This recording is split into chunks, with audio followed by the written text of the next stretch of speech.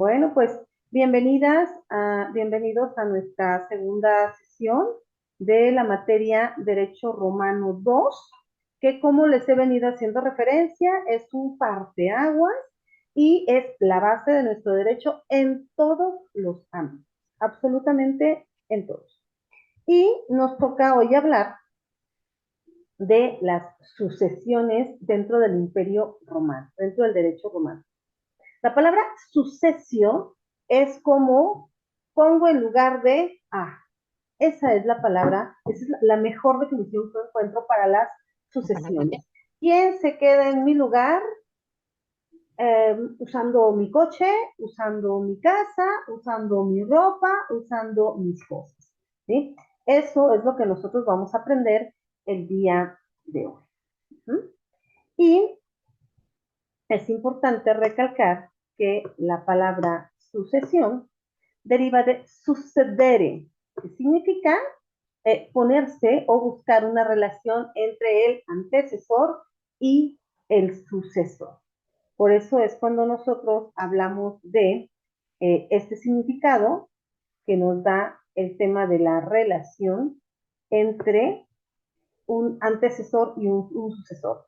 Ejemplo, ¿qué me ha heredado mi mamá? Ah, sí, su olla express, ¿no?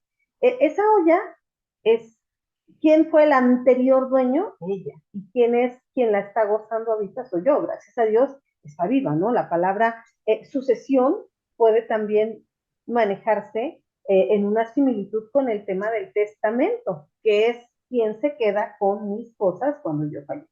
Entonces, eso es lo que nosotros podemos hacer referencia ahorita entre antecesor y sucesor. Este nexo, esta unión que se da por medio de un bien, por medio de alguna cosa. Entonces, el antecesor le sucede al sucesor. En sentido amplio, es la sustitución de una persona por otra en una relación jurídica por causa de muerte o entre vivos, intervivos. ¿Qué significa esto? Que para que suceda, como le decía hace un rato con el ejemplo de la olla de mi mamá, pues ella me la dio no En necesariamente vida. exacto, no porque se murió, sino en vida me dijo, órale, listo, para que cocines, ahí está tu olla, ¿no? Entonces, si nosotros lo vemos en una manera simple, esta sucesión, pues obviamente va a ser a bienes, muebles o inmuebles de los que nosotros vayamos acumulando. Vamos a recordar un poquito a la persona física.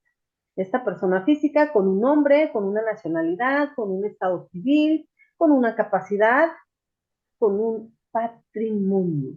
Y cuando hablamos de patrimonio, es todas estas bienes, muebles o inmuebles que nosotros llegamos a acumular y que en algún momento, pues, pueden ser materia de una sucesión.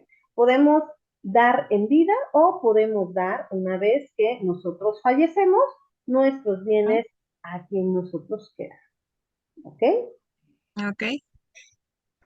Existen, fíjese bien, desde el Imperio Romano existían dos tipos de sucesiones, la sucesión testamentaria y la sucesión legítima.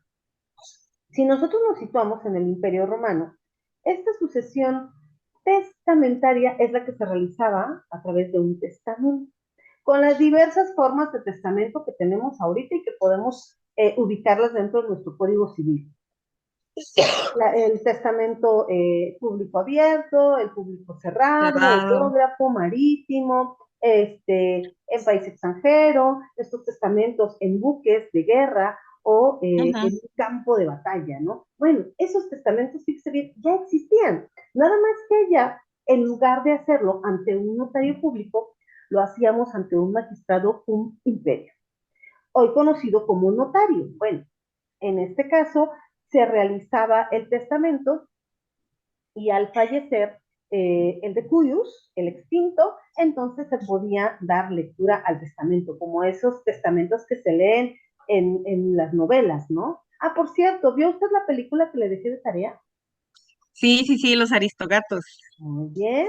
¿Qué tipo de testamento dejó ahí la señora?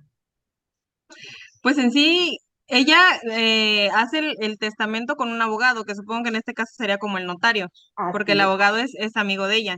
Ajá. Y y pues prácticamente es abierto porque pues no, no es, o sea, no se queda cerrado hasta que ella fallezca, ¿no? Sino que da a conocer que le deja todo a sus gatos y el albacea, en este caso es Edgar, el mayordomo, y que hasta que mueran ellos por muerte natural, se queda él con todos los bienes.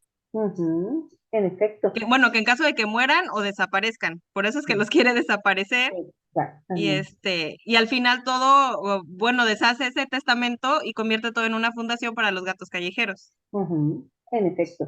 Y a esto entonces le llamamos una sucesión testamentaria. Existe, se da el tiempo, cuestión que nosotros ahorita no hacemos. En el Imperio Romano, el pater familias para él era muy común el dejar a un enológrafo, o sea, en un Ujú. pergamino, a quién le dejaba determinados bienes, a quién le dejaba a sus esclavos, a quién finalmente le cedía a su muerte ¿Por qué no te has cambiado? todos estos bienes.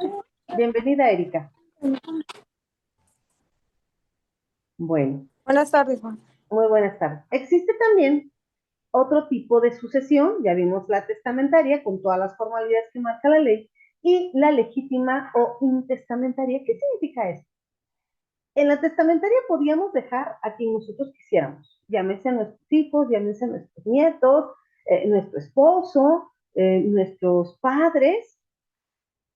Pero supongamos, en el peor de los casos, la persona era sorprendida por la muerte y no le daba tiempo de realizar un testamento.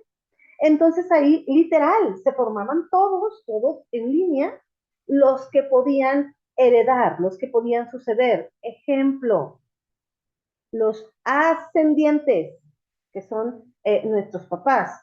Y habrá a Ujú. lo mejor abuelos longevos. Bueno, nuestro abuelo, nuestro tatarabuelo también puede suceder.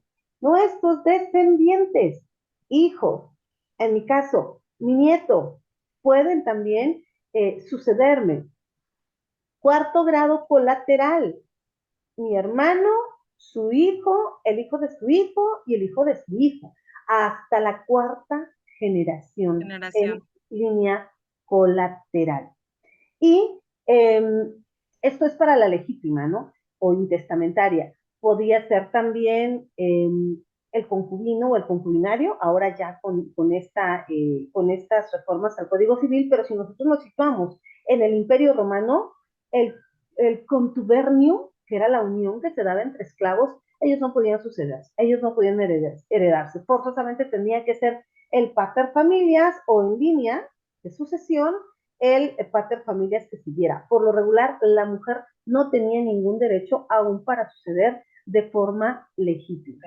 Gracias después a diversas leyes, a diversas adiciones que se hicieron al Corpus Civil, es que se permite entonces que ahora la mujer pueda suceder de manera legítima. Es decir, por ley me corresponde suceder a mi esposo. Hoy en el concubinato, por ley me corresponde suceder a mi concubino, pero eso no lo veíamos con los esclavos. O sea, en materia de contubernio, recordemos, vivían como libres después de la manumicio, pero morían como esclavos cuando fallecían, porque todos sus bienes, toda su masa hereditaria pasaba a manos de el pater familias que le había dado su libertad. Entonces, hacemos referencia entonces de esta sucesión testamentaria y de esta sucesión legítima. Fíjese que por ahí me causa un poco de ruido el tema de que de pronto aún en el Imperio Romano se daba también la impugnación del testamento.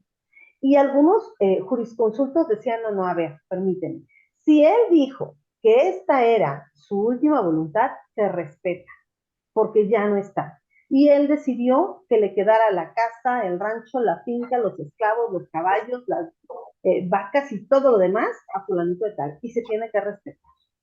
Y no necesariamente se le heredaba directamente a los familiares, a veces al sobrino, a veces al propio esclavo. Fíjense, en materia de sucesión y de testamento, se le podía otorgar al esclavo mediante una de las fórmulas civiles que era per testamento, es decir, por testamento, le otorgaban la libertad al esclavo. O sea, tan ese valor tenía el testamento que se podía aún dejar en libertad a alguna persona. Y Ulpiano, fíjense bien, él decía que la herencia no representaba, pues, al, a la persona del heredero. Es decir, yo traigo el suéter que era de mi abuela. No, no me representaba a mí, a Adela, representaba a mi abuela porque yo lo traía. Lo mismo pasaba con todos los bienes de Cuyus, del difunto. Todos los bienes en un momento dado no representaban al heredero, representaban al, al difunto, ¿no? Eso es lo que nos refiere el jus civil, el derecho civil. ¿Preguntas o dudas hasta ahí? ¿No? No, hasta aquí no, no para nada. Gracias. Erika. No, no, creo que no. Ok. Derecho sucesorio o derecho hereditario. Es esta sesión que se manejaba en el derecho privado y que en un momento dado constituía todo este conjunto de bienes que se formaban y que se ligaban directamente a la muerte de una persona. En este encuadramiento del Imperio Romano, uno de los tratados del derecho privado es moderno y en las instituciones justinianas ni en el digesto había sistematización de esta manera. Es decir, todo este engramaje del derecho romano en cuanto a la sucesión de la persona que fallecía y podía dejar a otra en su lugar en representación, prácticamente era como verlo ahí. Eso es lo que nos hace referencia esta regulación jurídica entre la persona muerta y la persona viva con relación a sus bienes. Todavía existía como ese nexo, como esa unión, ¿no? Como esa comunión entre ellos. Vamos ahorita a hablar un poco de las sucesiones universales intervivos o entre vivos. La adrogatio. Esta es la adopción de una persona sui juris. ¿Qué significa sui juris? Que es de propio derecho y mediante esta representación de sui juris que se convierte en alieni juris, sucediéndole en la titularidad del patrimonio y el pater familias del que pasa a depender. Fíjense bien, aún en figura del testamento, el pater familias era la máxima autoridad. Y él, si realizaba testamento, obviamente, por guardar el linaje, dejaba a su sucesor, llámese hijo, llámese nieto, llámese hermano, y lo ponía en su lugar y en representación. Entonces lo veían no como el nuevo pater familias, no, era el pater familias. Yo lo asemejo mucho al sistema monárquico.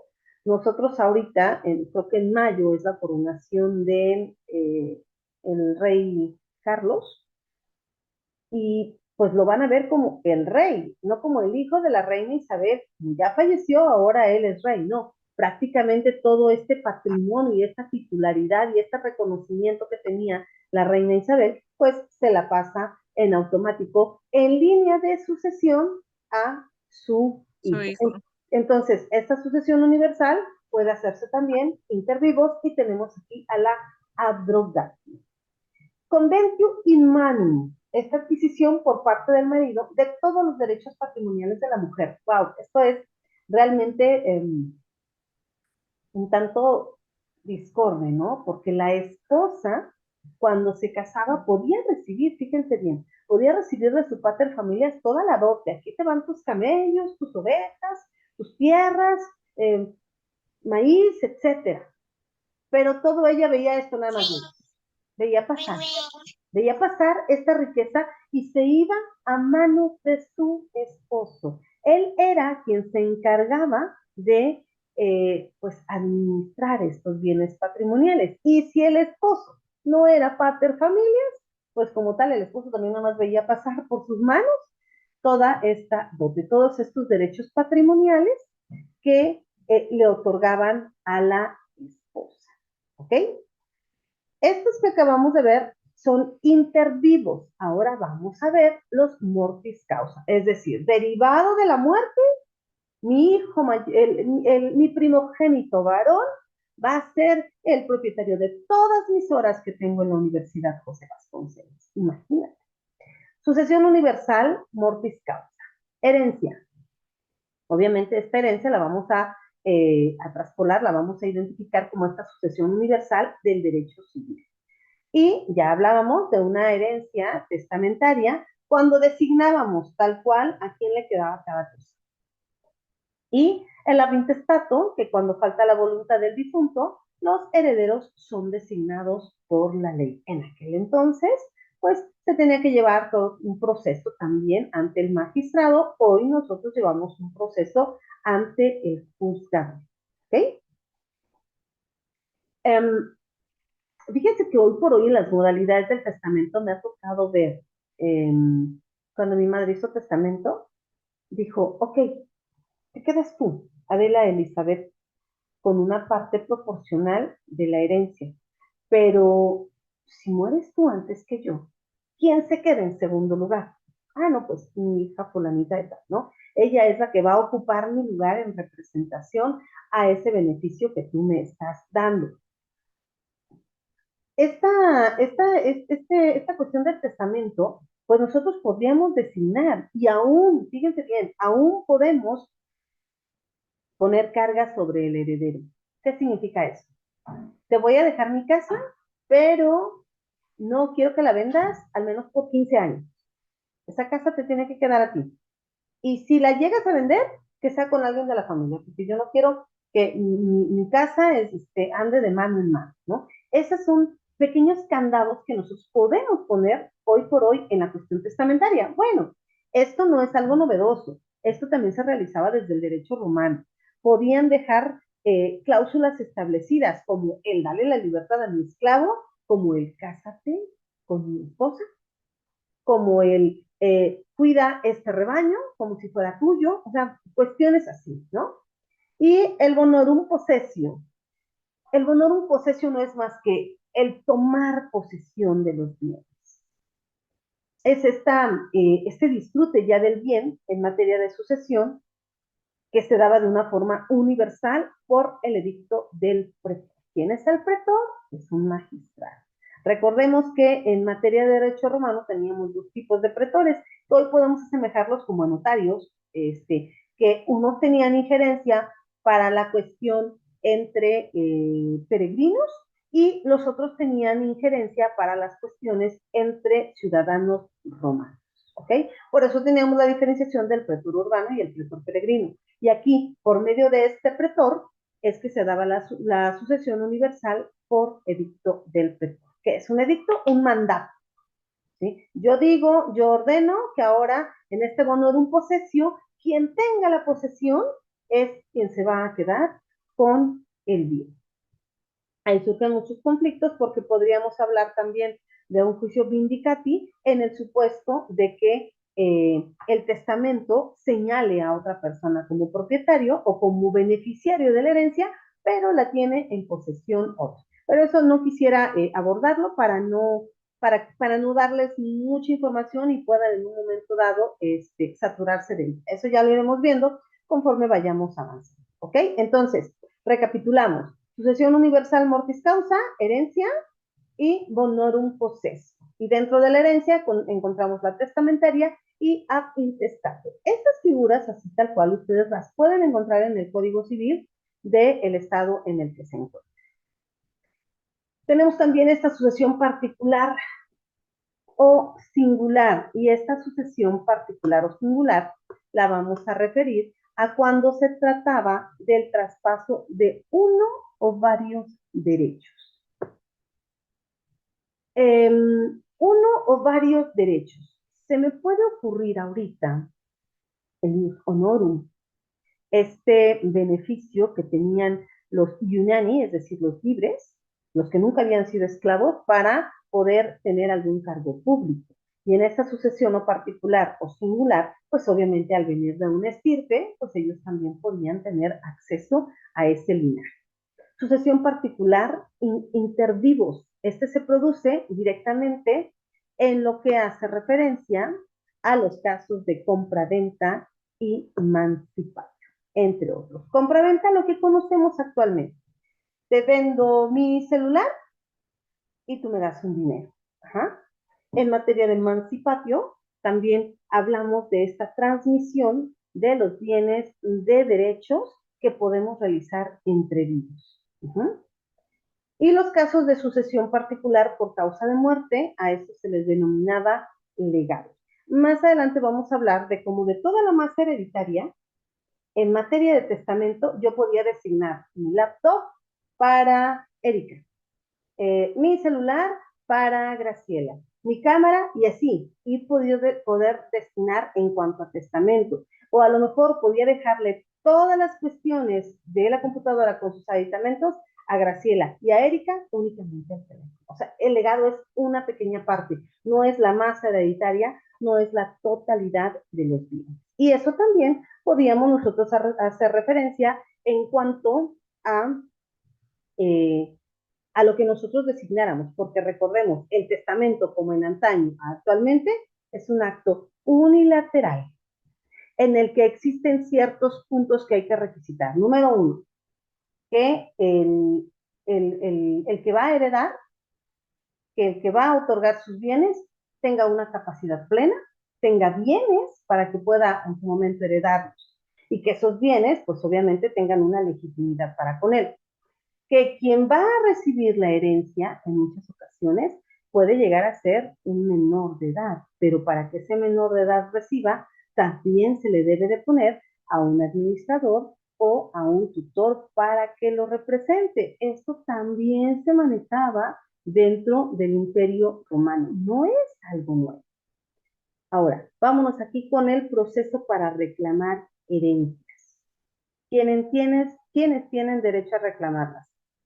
Aquí se maneja el orden de prelación o también el orden en cuanto al mejor derecho. Fíjense bien. Primer grado, nuestros hijos. Segundo grado, nuestros padres y nuestro cónyuge. Tercer grado, nuestros hermanos. Cuarto grado, nuestros sobrinos. Y fíjense bien, en el derecho romano era imposible que la concubina, que estaba unida en contubernio, que era una esclava, en una unión con un esclavo, pudiera tener derecho a poder colarse a este proceso para reclamar. Pero quien sí podía reclamar, a falta de todos estos que ven ustedes en pantalla, era el Estado. Actualmente así es. Hoy con la reforma tenemos hijos, padres, hermanos, sobrinos, concubina o concubinario y el Estado. ¿Para qué? Para una pía causa, para una buena causa, es que él se quedaba prácticamente con todos los bienes que en algún momento pues nadie reclamaba. ¿Preguntas o dudas hasta ahí?